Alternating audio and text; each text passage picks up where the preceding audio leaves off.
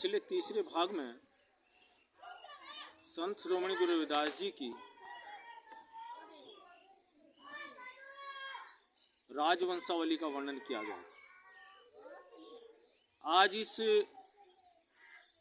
भाग के अंतर्गत हम संत रविदास जी के बचपन के बारे में वर्णन करें।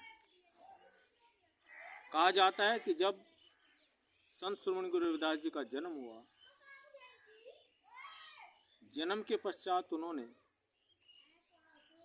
माता का दूध नहीं पिया। जब उन्होंने माता का दूध नहीं पिया तो पिता राव काफ़ी परेशान हुए और उस समय पुरोहितों को बुलाया गया और अंत में रामानंदाचार्य जी आए और रामानंदाचार्य जी के आने के पश्चात, उनके दर्शन करने के पश्चात संत श्रोमणी गुरु रविदास जी ने,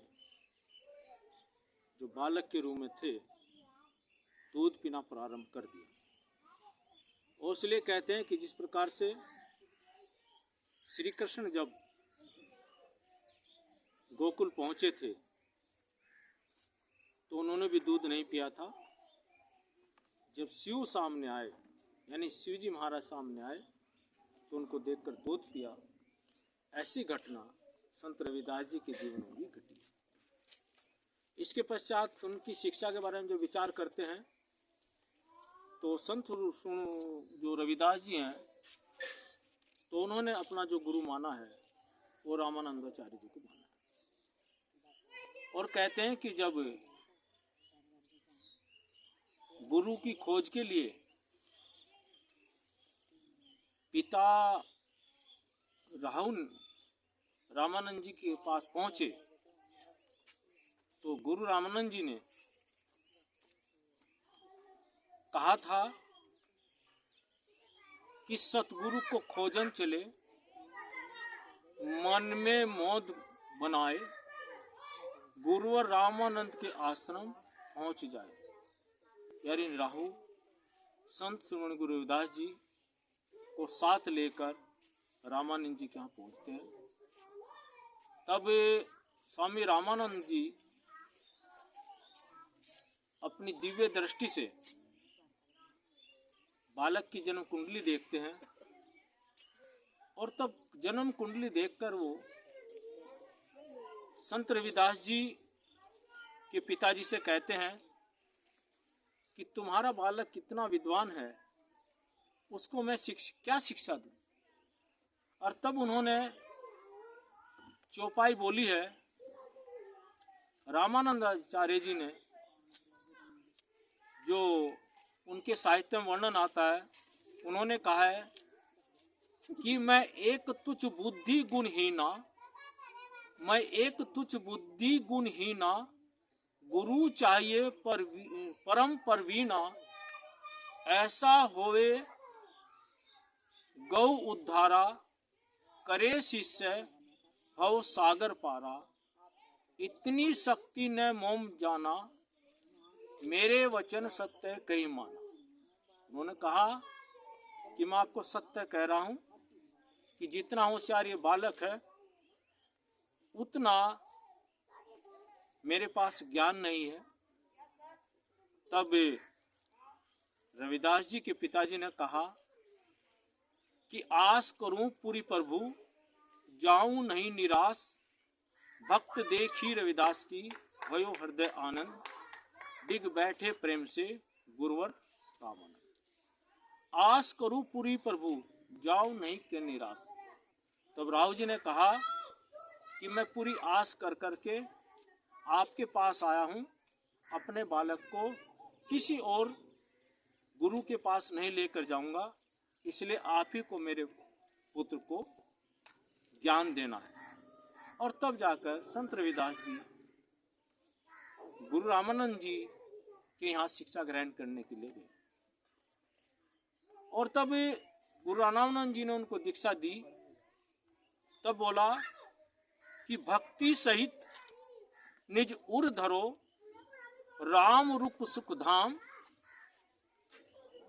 निशावसर अति प्रेम से जपो राम का नाम। अर्थात प्रभु का नाम रटना शुरू करो और तब आपको धीरे धीरे सब ज्ञान प्राप्त हो जाएगा। और तब गुरु रामानंद ने रविदास जी के कार्य तय किए और उनको कहा कि धर्म सनातन डूबे जाई, बड़ी अज्ञान बढ़ाई,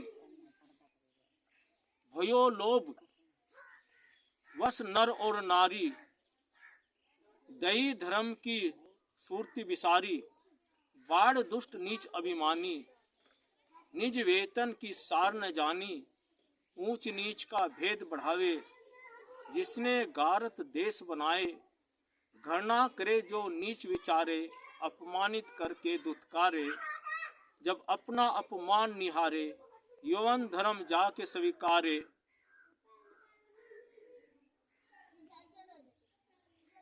बाड़े यवन यहाँ यूं ही भांति, हिंदू धर्म घटे दिन रात नाती, जाए प्रचार करो सुख सारा, जाए होए लोक कल्याण हमारा। इसे से संसार का कल्याण होगा। और इस प्रकार से जो भक्त नाभादास जी के द्वारा भक्तमाला लिखी गई है, उसमें रामानंद जी के 12 शिष्यों का वर्णन आया है। उसमें रविदास जी का भी वर्णन आता है कि श्री रामानंद रघुनाथियों, दुलिये सेतु जगत कियो, अनंतानंद कबीर सूखा, सुर सुरा प्रभा मोती नर हरि, पीपा भवानंद रविदास धन्ना, सेन सुर सुरा ही नर हरि, विश्व मंगल आधार सर्वनंदन, दसधा के अंगारे। और इसके बाद उनके अन्य शिष्यों के बारे में जो वर्णन देते हैं, वो आपका वर्णन आता है। डॉक्टर हजारी प्रसाद द्विवेदी जी ने भी वर्णन किया है और उन्होंने कहा कि स्वामी रामानंद जी के 12 शिष्य थे। ये जो जितने भी शिष्य थे, ये सभी जाति के शिष्य थे। यानी रविदास जी चमार थे, कबीरदास जी जुलाहे थे, धन्ना जाट था और सैन नाई थे, पीपा राजपूत था, भवानंद, सुखानंद, आबानंद, सुरसुनानंद, ये सभी रामानंद जी के शिष्य थे। और इस प्रकार से रामानंद जी के यहाँ संत श्रोमणी गुरु रविदास जी ने शिक्षा ग्रहण की है। और यहीं से शिक्षा ग्रहण करने के पश्चात उन्होंने इसके पश्चात फिर धीरे धीरे उनकी शादी हो गई। शेष भाग कल के भाग में दिखाया जाएगा।